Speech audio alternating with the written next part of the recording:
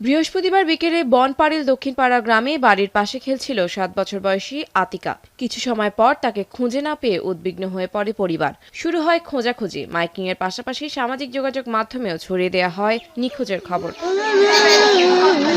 পরে প্রতিবেশীদের তথ্যের ভিত্তিতে সন্দেহ করা হয় একই এলাকার কিশোর নাইমকে। তাকে জিজ্ঞাসাবাদের এক পর্যায়ে পাশের একটি ভুট্টা খেতে নিয়ে যায় সে। পরে সেখান থেকেই হাত পা বাঁধা অবস্থায় উদ্ধার করা হয় আতিকার দেহ। স্বজনদের অভিযোগ, স্বর্ণালংকার লুটের উদ্দেশ্যেই শিশুটিকে হত্যা করা হয়েছে। ওর কানে ছিল স্বর্ণের দুল।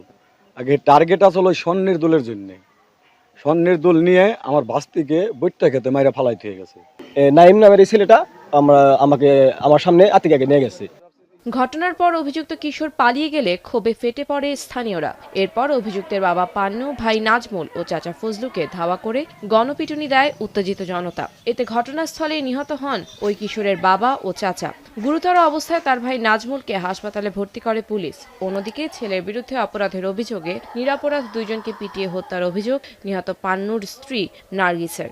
ব্যবহার করে ওরা বুড়ে দুই পোলারে ওর আনিছে অনেক, আমার দেওয়ার নিছে। ছোট পোলার দেখলাম ওই ঘরের মধ্যে আটকায় মারবার নিল। তারপর বানলো ব্যক্তিরে দড়ি দেয় গাছের লগে বানলো। আমি কই আমি আবার দড়ি খলাইবার গেলাম, আমাকে বাইন্দেন না মাইরেন না, মারে বাইন্দা মারলো। পরিস্থিতি নিয়ন্ত্রণে এলেও শিশুটির মৃত্যুর প্রকৃত কারণ উদ্ঘাটন এবং গণপিটুনির ঘটনায় জড়িতদের শনাক্তে কাজ চলছে বলে জানিয়েছে পুলিশ।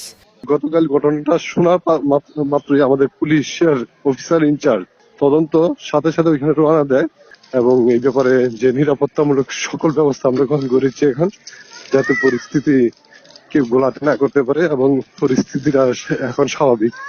দ্রুত ঘটনার সুষ্ঠু তদন্ত করে জড়িতদের আইনের আওতায় দৃষ্টান্তমূলক শাস্তি নিশ্চিতের দাবি নিহত দুই পরিবারের।